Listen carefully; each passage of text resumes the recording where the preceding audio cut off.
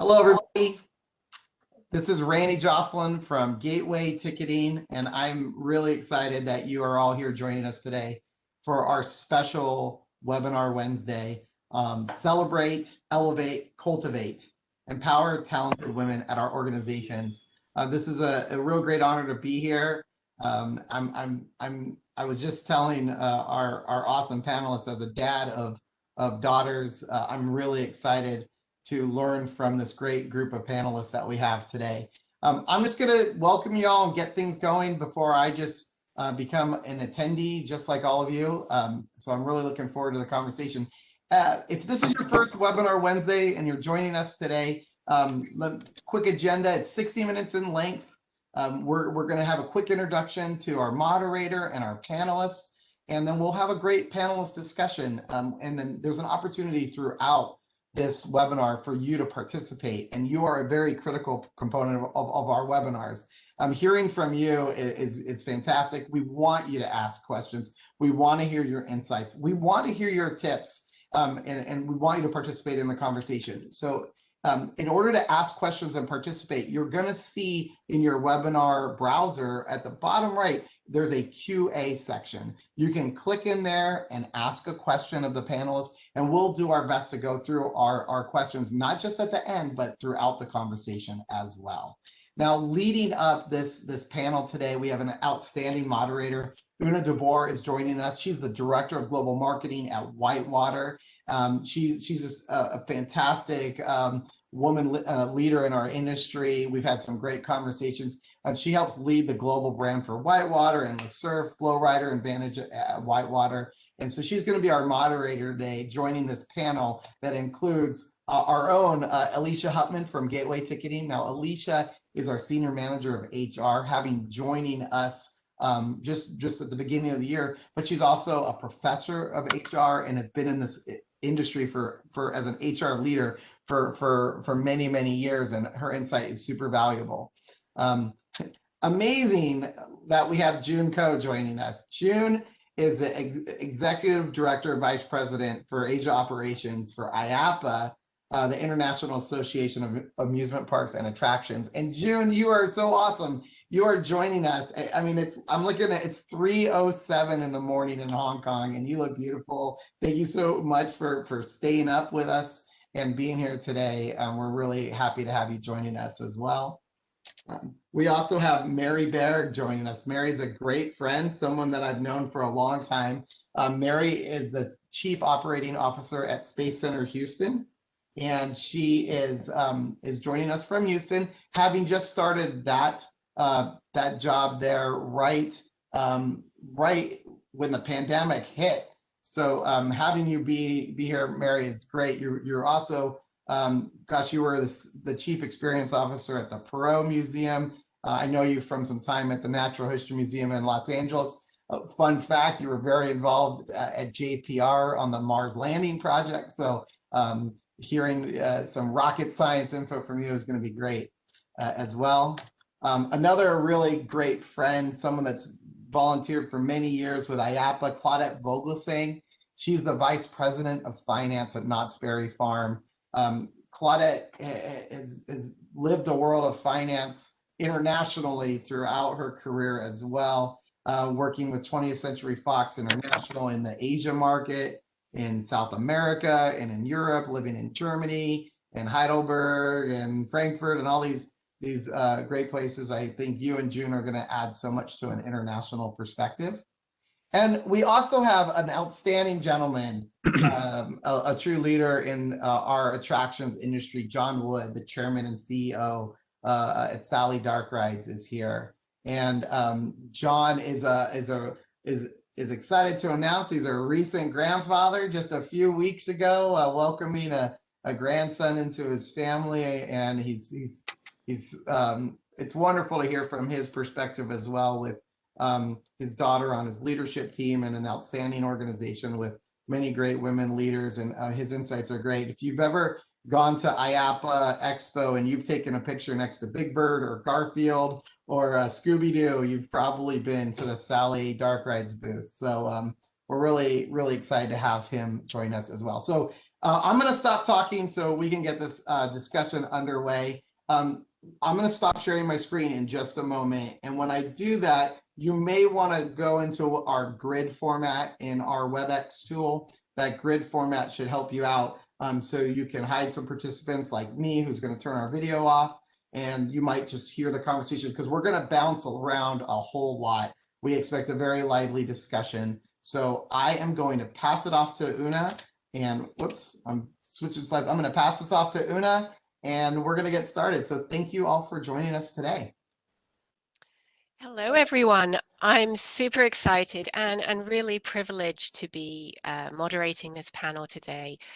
I'm a mother of 2 daughters, and I've worked I didn't take any time off after kids. And I want to really think, the conversations we've had as we've been preparing for this panel have been really interesting, and they've really made me reflect, and I'm looking forward to sharing that. We wanted to make sure that the panel was really helpful and positive. And so we want to start off by talking about empowerment. So many of the team here have got great stories about how they've got to be where they are in their careers. Mary, can you kick us off by talking about a pivotal, empowering moment in your career that sort of really put you on this track? Absolutely. Thanks, Una. I actually have 2, and I'll be brief with them because they both involved kind of right turns in my career. And they were from and inspired and supported by men who were wonderful support system for me. So the first one was pretty early on in my career. My first job, I was working in public relations at an agency in Orange County, California. That's where Randy's from too. And my first boss on March 4th, we had a corporate retreat where we would do March 4th on March 4th. And there was an opportunity to really reflect and kind of go through where, not only where were we within the organization, but also reflect personally on our purpose and our values and our mission and how those aligned with where we were going with the company. And it was during, I think, the third one that I did, and I was probably in my mid-20s.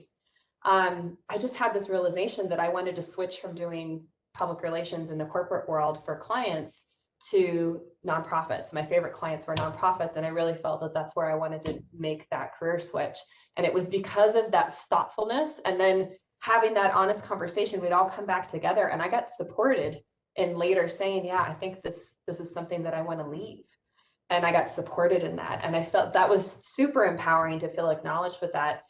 And then fast forward to just 4 years ago, I made another right turn where I had an opportunity to work with somebody I'd known for a very long time in Dallas. So to move from the Natural History Museum in Los Angeles to go to be Chief Experience Officer in Dallas. And I have some of you may know Jeremy Bound, who's a Gateway super user from this group.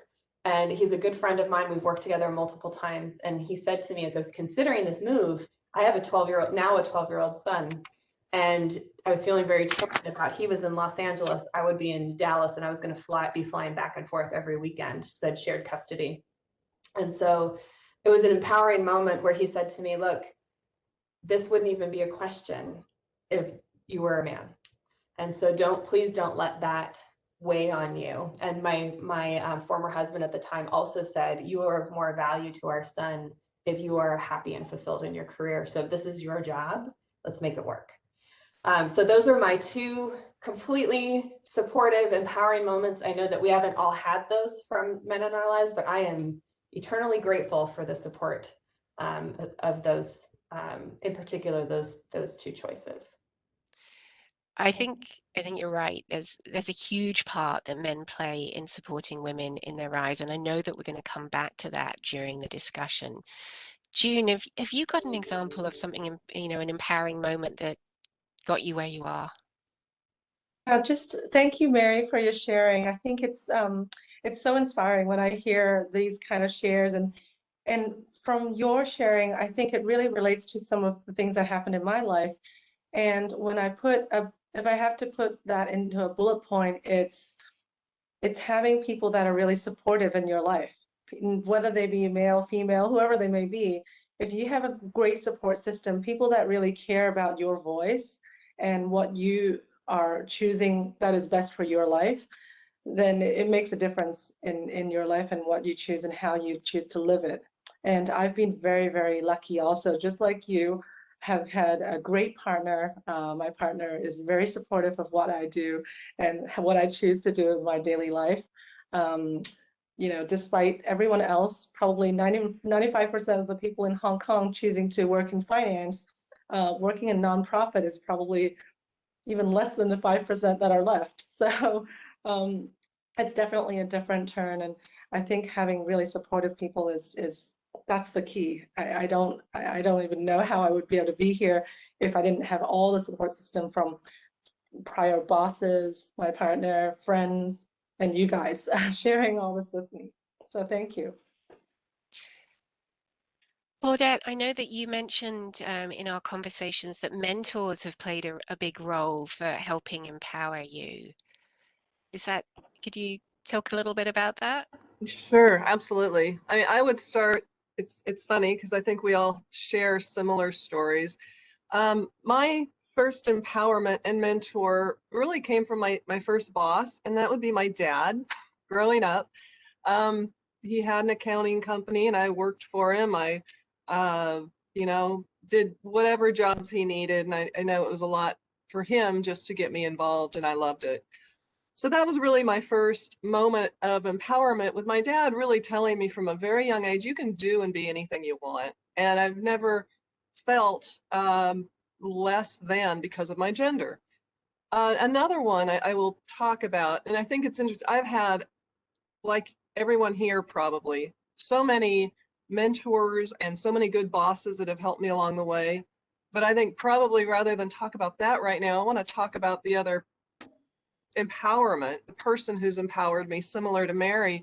And that was when I married my second husband, my current husband. And he had a 6-year-old son when I married him. And we talked about wanting to have a stay-at-home parent. He had spent the last 6 years focusing on his son, and I had the better career path at that time. And we decided he was going to be the stay-at-home father. And that was several years ago, and it probably wasn't an easy choice for him, but we made it. And it's been, you know, it has helped me move along in my career. And so I think that's important to remember, that a lot of people play a role in this. I bet that John has had a similar role in the life of his family as a dad who works with a daughter. Daughter, a son-in-law, and a son. I keep them close. But you're right. You know, Lauren grew up in the business. I was always very enthusiastic about what we were doing and how we were doing it, and I think it just bled all over her as far as being contagious. I tried to bring them along, the whole family, on as many trips as I could, where they could meet the other people and experience the type of attractions that we want to participate in. One of the first things that Lauren and I did at the time she joined the company, we were toying with the idea of her being our European representative. And that would have taken a lot of empowerment to really embrace. But we went on a trip. And I called it the Great Scandinavian Theme Park Trip, but it wasn't all Scandinavia. It started all over that Northeastern Europe section. And we visited a variety of parks, saw the different cultures and the different flavors of the parks, from Tivoli to Groenland to Liseberg and everything in between. Of course, had to stop by Wallaby, Belgium, and ride our Challenger Tutankhamun while we were that close as well. Good plug. Well done. Pardon? Good plug. Yeah, thanks. I had to. But we had a great time, and it also set her up for understanding, I think, more for her current position as marketing vice president in business development. That I think that there is a role that we have to play to empower ourselves. I mean, it's great that we've all benefited from really tangible support from our partners, from our families. But there are challenges that we can't deny that face women, and we need to think about how do we empower ourselves, because we have a role in that ourselves. Alicia, is that something you can talk to? You know, from your position in HR, how do you advise women, and what would you say about that? I've coached a lot of women at all levels of organizations, and one thing that I've had to focus on very frequently is that women often don't feel that they're able to ask for things, that there are demands or things that other candidates or other employees that are male might feel more comfortable asking. If say that you're in the job process, that you're in the process of applying for a role, that you're in an interview process and in the offer process, a lot of women, and this is data as well as experience, don't always negotiate for themselves appropriately. They don't know that it is part of the process, that it's an accepted part of the process, and that we need to advocate for ourselves at different stages of our roles. When we're coming on board, when we're being promoted, a lot of women have not felt comfortable advocating for themselves in those situations, negotiating, asking for more than they're offered, and coming back and saying, that doesn't work for me, here's my counter. That's a skill that I've been working with women on for years, to say it's all right to go back and ask for things. You are your own best advocate. Sometimes the best leverage you have is when you're starting a role, when you're in a position where you're being promoted. You need to be your advocate in that time, because nobody's going to advocate for you. It's all right, because you don't want to be saying no on your own behalf. That's something that I have coached many times. Don't say no for someone else. You're never going to know if you don't ask the question. It's time that you push on your own behalf, ask the question, and be an active advocate for yourself. That's a skill that a lot of us, I think, haven't developed, or at least earlier in the career, we don't know how important that is. And that is something that really does help level things like salary and pay levels as you move through your career, that you get gains when you change jobs or when you're promoted. And a lot of us don't take advantage of that time to put ourselves in a level playing field with other people. In some of the conversations we had before this, we said that there was almost a cultural aspect to this, that there's you know, in other geographies, that sort of not wanting to come across as pushy, that there is a sort of a tighter role of what a voice of a woman is traditionally, culturally. Claudette, I think you talked a little bit about this. Yeah, I did. And this actually comes from some mentoring that I've had in coaching, but I think we look at words and they have meaning to us. And one of the things that I was told early on, and it's been really impactful for me, is the difference between the word assertive and aggressive. And I think sometimes, especially as women, I think there's a cultural aspect to it, but we often feel if we're going to be assertive, that's aggressive in nature, and it's not. There is a big difference between those two words. You know, even words like fair and equal, they have different meanings. We sometimes use them interchangeably, but they do have different meanings. So I think sometimes just flipping the mindset of how you think of something, and you take your own belief system and you take what I will call your self-limiting beliefs and challenge them, that's also a path to advancement. Yeah, and empowering yourself. June, I know that, you know, as a working career focus in Asia, it's not always easy to have that voice at the table, is it? It's been an interesting journey, especially because I actually, a very quick 5-second brief about me. I actually had my primary school years in Sydney, Australia, and I spent my university years and high school years in Toronto.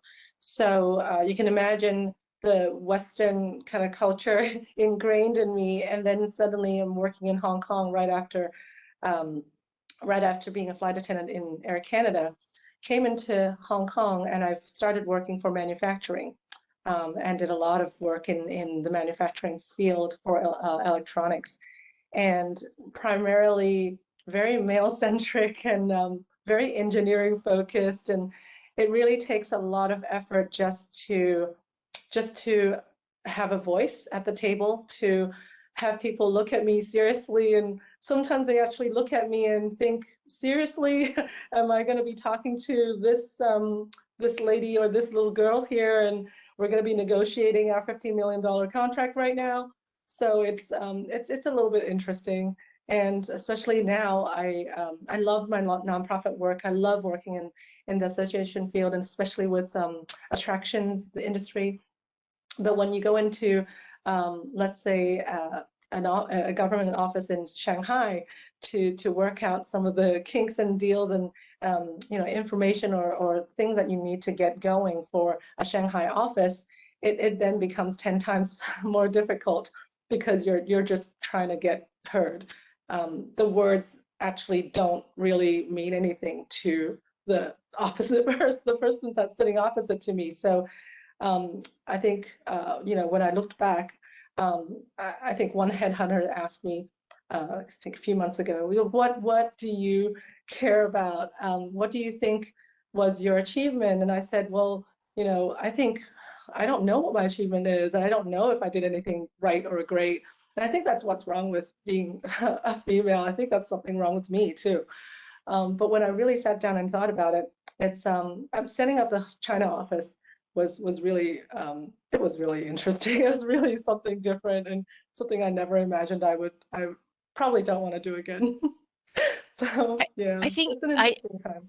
that idea of giving credit to ourselves and telling people that we have achieved is something that I don't think comes naturally to sort of, you know, toot our own horns about our successes. Has anyone on the panel got examples of that they can think of? You know, it's it is something that I think women find more challenging.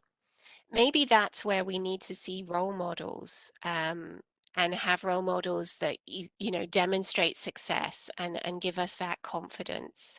Um, Alicia, have role models been a significant part of helping you, or is that something that you see in HR, the needing to see female leaders to inspire those coming up?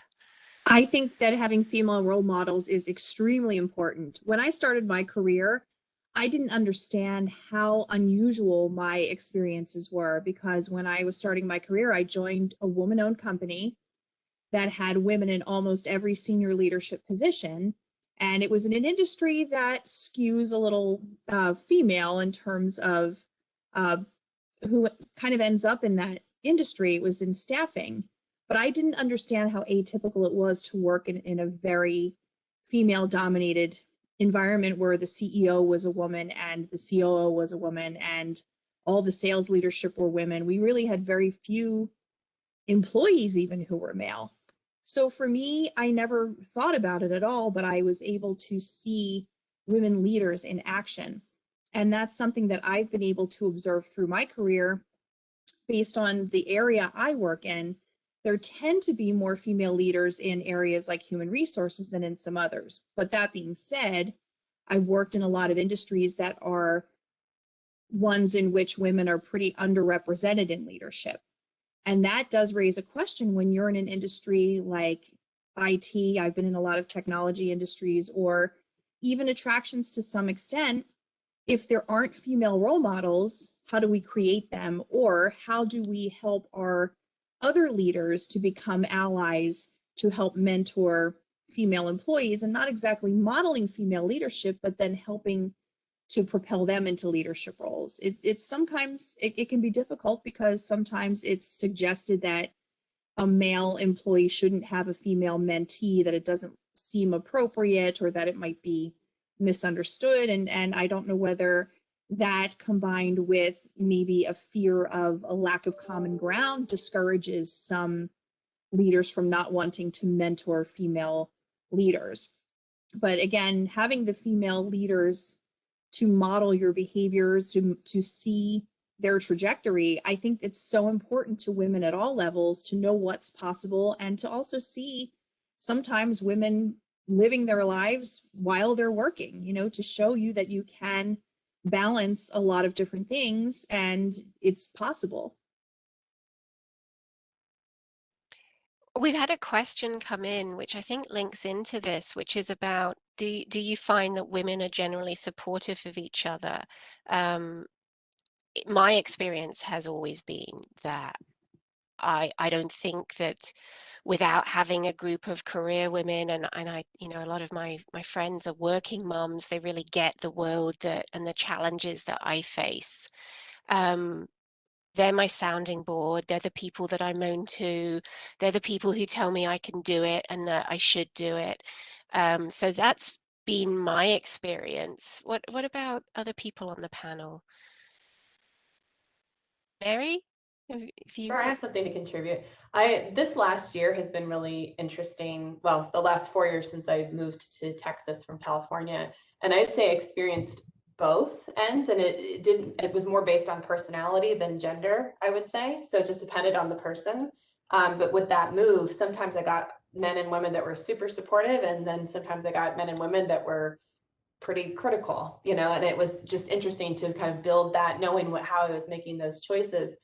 That said, this year too, having started a new job in a new city, and then 2 weeks later, having everything shut down, and I did not have a local network of people at all, and I had just moved here. So I really had to cultivate, I called it my sisterhood circle. So the people that are my biggest cheerleaders, that know me from the long haul and are really supportive, like June, the people that you surround yourself with. So I've been really leaning into that sisterhood circle, the people that can, when I forget, remind me of my biggest strengths. And then also the newest expansion, like, but I've got a band of brothers too. I've got a band of brothers that are really supportive men as well. So I want to give equal, I guess, shout outs to both, because it's not really about gender, but there are different perspectives that I want to acknowledge as well. And I think that having those different voices for me to be able to use this kind of, how do I feel about that perspective, and then turn it within me to be able to, discern for myself, it's valuable, but then ultimately it comes back down to my own knowing, and having these different perspectives helps me zero in on how I really feel about something, depending upon what the issue is, whether it's a business decision or a personal decision. And I'll add to that too. I mean, I think the question itself, are women generally supportive of women? To me, the experience is all over the place. There are, some that absolutely big time, totally, and others that just aren't. And that's not a women versus men thing. I think it's just like Mary said, it's personality. I've experienced both from both genders. I think that this links back to something that you mentioned as well, Claudette, about networking. And whether your network is female or whether your network is male, it's really important to make sure you're surrounding yourself and you're connecting and you're working on that. Do you want to expand on that a bit? Absolutely, because at least from my personal experience, I can't speak to anyone else on the panel here or out in the audience, but for me personally, I was not a networking person. I had a strong work ethic. I came to work, I did my job, and I expected, my efforts to advance me. And they did, to a point. I think networking is something that often is more difficult for women to do. And it did, it took a while to learn that. It's not something you automatically understand how it goes. And, you hear about men and they go out golfing, or they, they have their off-site networking events, and it's just, friends meeting up, but a lot of times it's just the guys.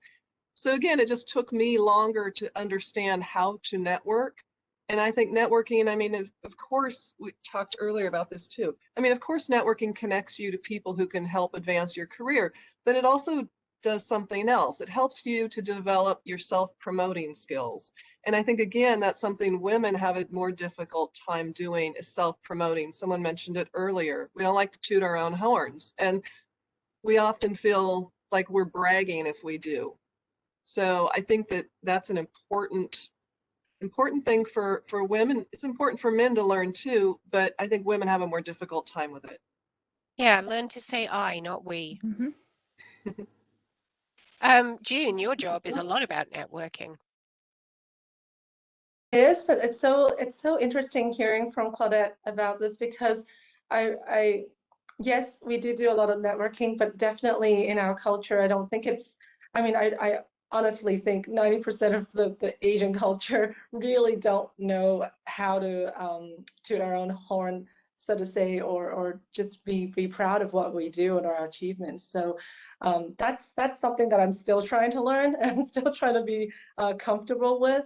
And I think it's just people like you who I'm surrounded with today, who really help me understand that it's okay to be proud of what you're doing. It's okay to be, to go ahead and have your own voice and think about what you're doing and be proud of it. And it's just that doesn't really occur to me every day. And I really want to thank the group here for reminding me. I honestly need some of these reminders, and I try so hard to also remind my teams and my friends because they're they're even more so conservative because I've actually, at least I work very internationally. I've worked internationally almost all my life. I've schooled internationally. So for me, it's already a lot, 10 times easier.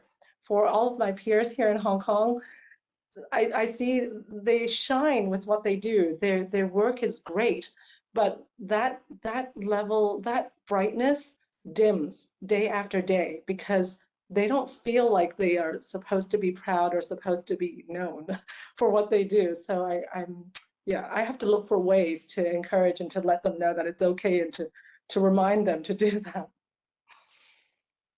As an John. outsider looking in to the IAPA organization anyway, it seems to me like they've got a great mentoring spirit. I mean, you were dealing with an executive, if you would, back at the home office, but the cadre of talented people, ladies and men, who were at that second tier were all in on every aspect. They embraced you as you went to Asia. You were working as an island in a big organization. And I dare say that you couldn't have done it without the support of the others spread out equally around the country. And you did a fantastic job. Definitely, I agree. I mean, for those that I don't know, all of you, if you know IAPA very well, but we have offices around the world in Brussels and Mexico and in Orlando. And I really had a lot of support from all of my peers. And this, I would say, this is what really made me fall in love with this industry, both association and attractions industry, because in every other industry I've worked in before, especially in electronics or manufacturing, I just have never felt that kind of you know embracing, that kind of being okay to do what I'm doing and to be proud of what I'm doing. It's I've never felt that in other industries, especially working in Hong Kong for the for the last 20 years. So it's really interesting to see that there are actually companies and people that actually care and are okay with what you do. So it was refreshing for me to join IAPA. John, you have Sally Dark Rides has a huge number of quite senior women. You're surrounded by opinionated, successful women. I like it that way. Well, tell us a little bit about Sally Dark Rides and how you've succeeded in really mentoring and fostering that environment where women have such a strong voice. Well, at Sally,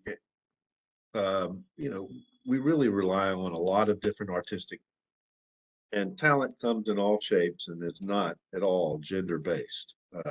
When we have an artist that comes in that has done an extraordinary job at work and at school and is then performing art, it's only when you start seeing how they perform their task and how they manage their planning for the future. And a classic example of this was our vice president of projects, Donna Gentry, who came to us immediately out of college as a college grad, an artist, worked into the art department. We recognized her capabilities when it came to managing other people and communicating and organizing. So before you know it, she was our production manager, managing a shop of welders and other artists. But then we got more project based. And she became the ideal person, dedicated, intelligent, capable, and organized to become head of our project management team, which is really the key to our future success and our expansion. So I guess I would say that if I had someone that was talented, I did my best to hold on to them, regardless if they were purple, yellow, male, female. It didn't matter. We wanted talent. Now, it was important that we represented professionalism in the field. There was no opportunity to be a renegade here.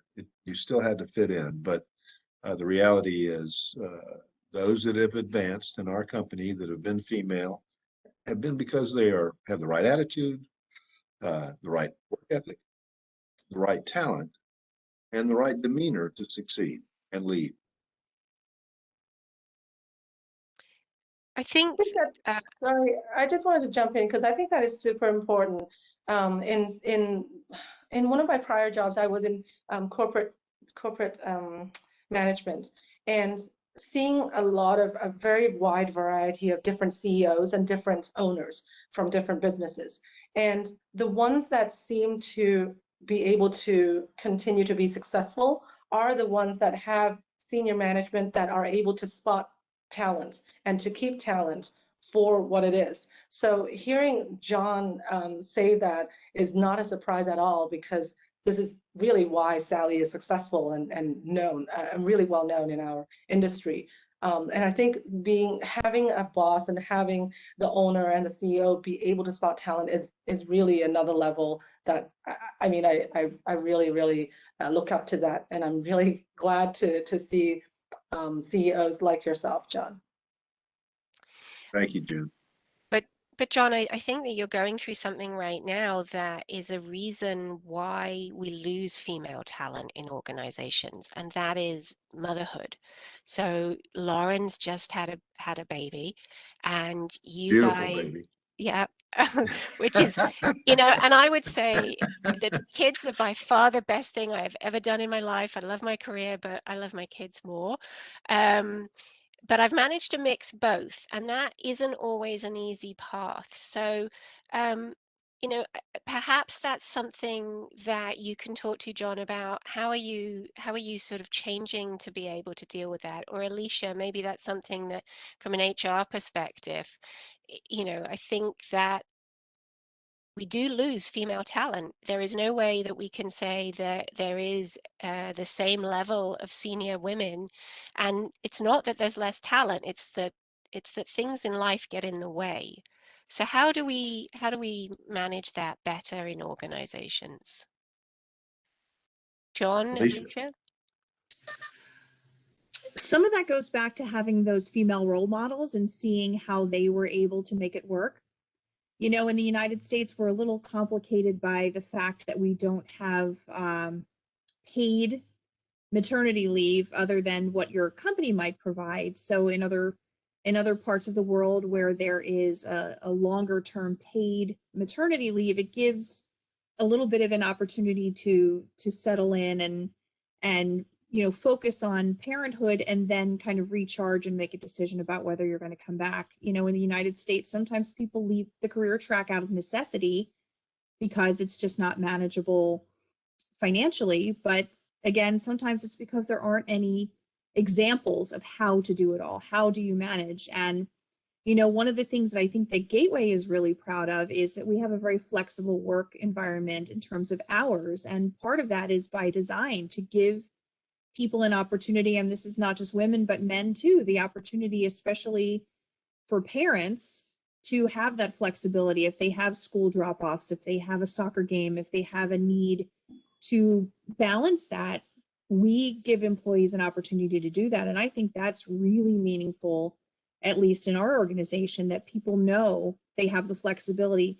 They can then give their attention to their role because the other parts fallen into place. They don't have to worry, am I going to get in trouble if I have to leave early today? Or it's better for me if I can work 7 to 3 for a few months. Most of the time we're able to accommodate that because, again, it's by design. It's a priority for our organization to give flexibility to our employees because we know it's important to people. And it really does benefit women, especially when they're able to have the opportunity to make their job fit their life rather than the other way around. But it does take compromise, and there are a variety of different ways to be able to handle it, and a lot of different personalities and motivations there. So you have to be sensitive to both. I enjoyed reading the case history of our prime minister down in New Zealand who had a baby right in the middle of her term. Co-prime minister, you know, and has done a remarkable job in an incredible environment, turning that New Zealand into a world-class example for the rest of us to follow. She's led the way too, and bent a lot of, made a lot of people upset along the way, but definitely had a voice. Well, you know, mentioning the pandemic, I think we've seen some incredible female leadership during that has been very inspiring. And there were a couple of articles about it. I thought it was interesting during International Women's Day on Monday how much of the coverage was about the pandemic and the impact that that has had on women in particular. It's really brought into focus as everyone ended up working from home, that balance of home and life. You know, is that something as a panel, Mary or Claudette, you know, why do you think that it's been harder for women during the pandemic and it's had such a big impact? I could take a stab there. Do you have something burning, Claudette? You go for it, Mary. I'll chime in maybe. Well, I would just say, you know, it's interesting. We have a lot of, I don't know the percentages, but of our management staff, we have about 100 management staff, our full-time staff. And for my direct reports, I have 6 of the 7 are men. And with those direct reports of various ages, all of them are partnered. And so as I've been getting to know my staff throughout the pandemic, I'm hearing both of the stories, right? You know, of the tag team of how they're managing, and all of them have young children or grandchildren that they're helping to negotiate this very unique time in history with. So I don't know that there's I don't know that there's a specific thing that I would pull out and say. I just know that it's critical of in my experience here, that we've had to really be forthright and really say that we're really supporting anything that you need. Like you were saying, Alicia, just what is it that your family needs, and we'll work around that. I mean, most everybody was immediately working from home, but we reopened in July. We are one of the places that could open early. And so trying to negotiate and navigate that, we've just been trying to be very flexible, no matter who it was, male, female, but also of the family unit as well, you know, keeping that consideration. So that's how we've tried to negotiate and navigate through it. Yeah, and I will chime in. Excuse me. I mean, I think in finance, our finance group, we have an essential role to play. So we continue to come into work, but staggered and different hours. And, you know, we really had to work through what that means to come in and work safely and all the protocol that came with it. But I think similar to Mary, we were very flexible, and people's lives obviously changed, and we've been very understanding of that. And we've, you know, men and women, I know some men who have become fathers recently, and they were taking their, I don't know what they call it these days. They don't call it paternity leave anymore. But anyway, they're, you know, their leave while their children are their bonding time. So yeah, I think similar to Mary, just we understand that everything has changed for everybody, and we try to accommodate as best we can for everybody. I don't know how any mother and worker can with school-age children being taught at home could have handled. I mean, what an extraordinary gauntlet that you have to navigate in order to be successful on all fronts. I'm just glad that Lauren's grown up, and there aren't any little school children in our house yet. I had to deal with, because that would have been extremely difficult. Well, you know, I think I did a number of I think we've all had the conference call where you have colleagues and they're literally in the closet because it's the only quiet place in their house because there's kids at home. And I think that that has become so much more visible, that impact of home and work in all of our lives being much more mixed. Personally, I tried in the beginning of my career to say, here's my work life and here's my home life, and I'm going to keep them apart. And there's a question that's come in about, is it harder to have that balance of home and work as you get higher in the organization, in any organization as a woman?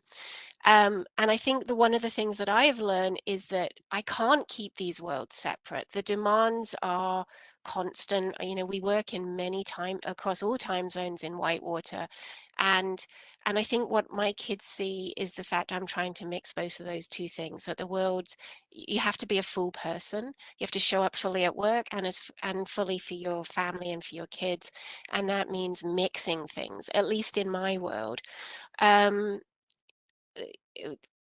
Mary, you're a mother as well. How do you manage that balance of being very senior and a mum? I think mine was probably, well, I don't know very many people who are in this boat too, because my son, the other part of the story is that my son's dad and his remarried wife, and they have a baby, they went to Boston. So my son during the pandemic was in school in Boston, and I was flying back and forth to Boston every other week. And so during the beginning of the pandemic, I went for 14 weeks without seeing my son. And so that was the opposite, I think, than having to have people, dealing with that in your house. But then the flip side of it is, okay, well, how do we maintain connection? And that, I would say, that's probably similar than even when they're in your space, right? How do you maintain connection? And then the other level of that is, how do I maintain my space within to be able to give from the overflow during this time? And so that's something that I've had space to do with my son not physically being here, but then there was long stretches where he was with me physically here. So I had to flip back and forth. I had him here with me for 6 weeks at a time and doing remote school, then me doing remote work, and then he would go back away. So it was definitely challenging. But the thing for me is that finding that daily reset, and it's not necessarily a structure, but sleep, eating well. It's what the astronauts do. I'm looking at this picture behind me. This is from the International Space Station. And that overview effect, when you look down on the Earth that the astronauts have, they call it the overview effect. They cultivate and schedule sleep and how they're eating, things, so you can have this perspective, right? You can have this optimal health and a view and a perspective. And so it just occurred to me looking at that photo is that I think that's what I strive to do and all of that. And then that helps me discern what is it that I need to do now that's going to be optimal for everybody. I'm not always there. I have to work at it. But that's what I would say is that, juggling that, it does start from trying to make sure that I've got those Maslow's hierarchy of needs, the sleep, so that I have perspective, and then I do seek out on my days off some of those awe experience, so can get that perspective and try and make the best decisions for everybody and cultivate those connections too, both for my coworkers and my crew that's on site here and my family and loved ones. Well, that is a great segue, that idea that we need to also make time for ourselves to be able to show up for other people. That leads nicely into the kind of pieces of advice you'd leave with people as we come towards the end of the hour. John, do you want to kick us off? What advice would you give to especially the women who are listening in about their career and how to empower them and how to navigate this path? Oh, I can't hear you. I think you might be on mute. Can everyone else hear John? I'm there. Yeah, I hear Okay. you. And I apologize for being muted. The whole thing is about passion and performance, and inner well-being. Now, when you find a career that satisfies you, entertains you, gets you excited, and involved and you want to pursue it, please pursue it. Please follow your passion. Please live in it. And I certainly have seen people reach deep down into their hole and pull out performance that normal people just don't have. But if it's backed by passion, then follow it hard. June, what would your piece of advice be to? Yeah, I liked how it segued. So you help yourself before you're able to help others, because in my first job, I was a flight attendant. And if the if the cone came down, you put it on yourself first before you help whoever's next to you, even if it's a tiny kid. So I think it's really important to remember how to remind yourself that you are able to do things, you are able to embrace your voice, and you are able to progress, and then help others with the skills that you have, so that the skills spread and you can have others also become empowered and become better versions of themselves. Claudette, what do you say to people within your teams and your organization? I think it's important that you believe in yourself. And I used the term earlier, self-limiting beliefs. We all have them.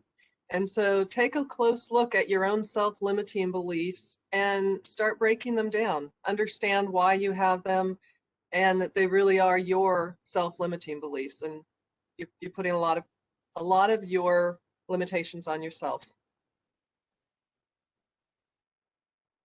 Alicia. My advice is similar to Claudette's. I'll go back to what I said earlier. You know, don't let other people say no for you. Don't stand in your own way. Always ask, because you'll never be worse off than if you didn't ask the question. I agree. I think ask why not, because there tends to be a feeling that, we've worked so hard to get the respect, that perhaps we're a little more cautious as women about pushing those boundaries and trying something new where other people maybe jump in with 2 feet a little bit more. I wondered if there's any kind of inspiring examples of this. We have a couple of minutes left where people can sort of show about having pushed themselves and that really worked for them.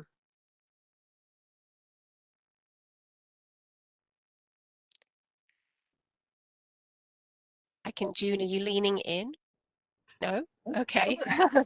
I want to hear Mary's. I want to hear Mary's, what she would say on her advice. Okay. Oh, on the advice part? Yeah, I was trying to think of an example, but I don't have an example beyond what I think I've shared. But I think on the advice part for me, it was kind of connecting all the dots of both what John said and about passion and the self-limiting beliefs. And I think it's just an expansion of that is, finding and connected to what I was saying before with perspective is find your purpose. What's your purpose? What's your unique purpose? And keep being open to evolving it. And then, so mine, and I keep recrafting it year after year. I usually do it around my birthday, but my intent is to be an awe conductor. So, and conductor both in music, because I love music, and also in science, of being that connector. And really what that happens when you can have people feel connected to themselves and to each other, and they feel connected to the earth around them, they take better care of those things. And that I'm fortunate that has applied in every job that I've had since I took that turn. But that purpose really goes back to that March 4th moment, where so I was just reflecting on that and it's changed, the words have changed and the honing has changed over time. But I would say if it's not clear, and you can always rechange it, but that would be my advice, is to know, because that's what gets you up when it's hard, or when you get perspective, you can go back to that purpose. And I know a lot of people say that, but I think finding your own words for it is what keeps me going, in both the fantastic celebratory times as well as the times where it feels a little dark and murky. This year's certainly been challenging for everyone in that sense. And that's great advice for men and women. I think a lot of the things we've talked about on this panel aren't just addressing women, they're addressing everybody. You know, the benefits of networking and support networks, the belief in yourself, you know, stand up for yourself and negotiate and say that you can use I, not we. These are all great lessons for everybody. And I think that came through in our discussions as we were preparing for this panel, that, you know, things are changing. You know, that it isn't so much, there are factors that hold women back for sure, and some of those are our own dialogues that we need to challenge ourselves and be more confident and but we also need to make sure that as leaders we're welcoming all voices. And I think diversity in general helps organizations. There are many reports that talk about that, and this is just a part of it. But it's been really great to be able to talk through these issues today, to hear about people's journeys, and to focus on the great talent. You know, as an industry, we have some fabulous women leaders, and we have some really supportive male leaders. So making sure that all that talent is recognized, I think, is one of the key takeaways from this for me. You know, Una, in the preview of our session, you had some excellent biographies of some incredible women, and I couldn't help but now remark about Michelle Buck, who was CEO of Hershey and is related to our industry. And we just finished last year a nice project at Hershey Park. I've done work with Hershey Park for years, and I've dealt with 3 males that have been the managers and the general managers, all great people. But during the process, we saw the assistant general manager, Vicki Holtquist, become the general manager because, like her boss at CEO's Hershey, she was the chief energy officer. She showed the leadership and the passion and the ability to succeed by creating energy around her. And her number 2, Laura Woodburn, who's now married, and I don't remember her married name, and her other associate, Leslie, was heading up marketing. Man, if you didn't run, you couldn't keep up with that team, and led the way in creating energy and leading the experience, male or female. Randy, Yeah. I see you've joined us. You close things Yeah, out. I would, John, you're right. And Laura is a great example of an amazing leader. And I've worked with her alongside with her at IAPA, and I think your points are very well said. Everybody, my job is to close us up here, but I am totally blown away. We had a comment that said, please let's keep talking. The conversation is just getting going. It's like we could sit here and keep having these conversations. And I think this is one of the greatest webinars I've ever been on. I think this panel has been great. Una, thank you so much for moderating. I mean, a big shout out to you and to WhiteWater and to Gateway for putting this on, and to find such great panelists. And I'm looking at the attendee list. We have so many folks from WhiteWater and from Gateway and from our organizations joining us. And I really think that Choose to Challenge call is really evident here, that all of us can learn from these conversations. And as a father, I have 5 daughters, so I'm at the precipice of this, of learning how we can share. And I've learned I've got just notes and notes over here: assertiveness versus aggressiveness, and following your heart and passion, and self-limiting beliefs. And Claudette, I mean, I think some of that is being a good companion to a woman, is not putting any limits on her beliefs, like reflecting and how I can be supportive and that. So I just blown away. Well, there's a question that came in right at the end there that talked about, you know, how men are there anything that we can say to men that can help support women around them? And you bring up a great point, Randy. My husband does all of the washing in our house, and it sounds like a really small thing, but it's one less thing on my plate. And if every man who's listening in thought about, you know, what's the little thing I could do, whether it's at work or at home, to help take some of the load off, that would be awesome. For all the women out there, you're welcome. If you're doing the washing, because, you know, it's part of that support network we talked about earlier on. I don't know if you have any other points as for the men in particular in the world, in the audience. I think that's a great one. I started the wash load this morning. My wife went off to work and I started the load, and I don't always do a great job finishing it. My wife tells me it's great therapy for her. She likes to fold the clothes, but she doesn't ever like putting them in and out and all that. But no, I just want to add, because I think Mary mentioned this earlier and I mentioned it earlier too, just having a partner, whoever that may be, that supports you and supports you in your career moves and your career growth, I should say, and just being that person that supports.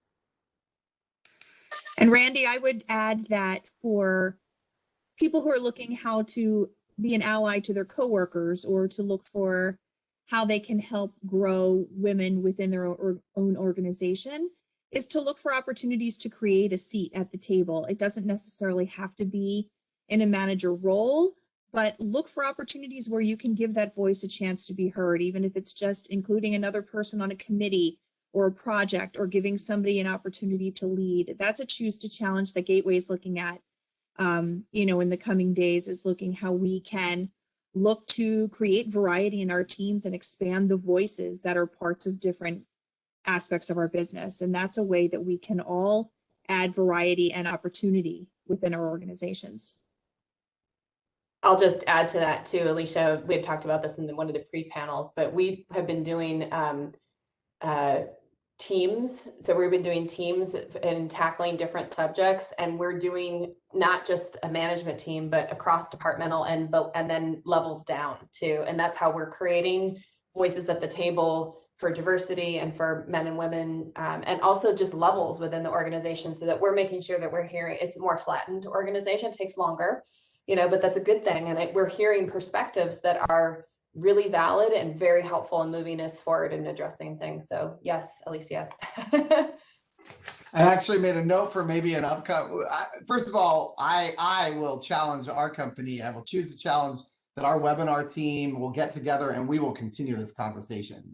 I think that this is something that we could continue to have these great voices at the table is what I wrote down for what a great title for a webinar. And we could talk about management styles and inclusion and how these conversations, how we can keep those conversations going, because it's just better for everybody. And then it's better for the next generation of young women leaders as well. But anyway, everyone, great conversation. I am going to have to close it down. Thank you so much for attending, everyone. Thank you for your questions. We had a great comment to John that I'll share with him from the LBGA library. We've just had some really great feedback coming through. And I want to thank you from the bottom of our hearts at WhiteWater and a Gateway, and me personally. This has been really valuable. So thank you everyone for joining us, and we will include this in our upcoming series. And we do have a webinar coming up that I want you to know about. We were so excited to focus on this. We're just not going to have our webinar next week, but we'll send out some updates and information on how you can share this webinar with your teams. We'll have a video up for that, so you could share that. Please just scan this QR code or go to that little link to sign up for our next webinar, where we're going to take a deep dive into the future of membership and past programs. And then I will figure a time for scheduling the Voices at the Table webinar down the road, and we will definitely continue this conversation. Una, a masterful job as a moderator. John, Claudette, Mary, June, Alicia, everyone behind the scenes at Gateway, thank you so much for joining us today. Thanks. It was great fun. This was Thank great. you. Bye-bye. Thanks for inviting me.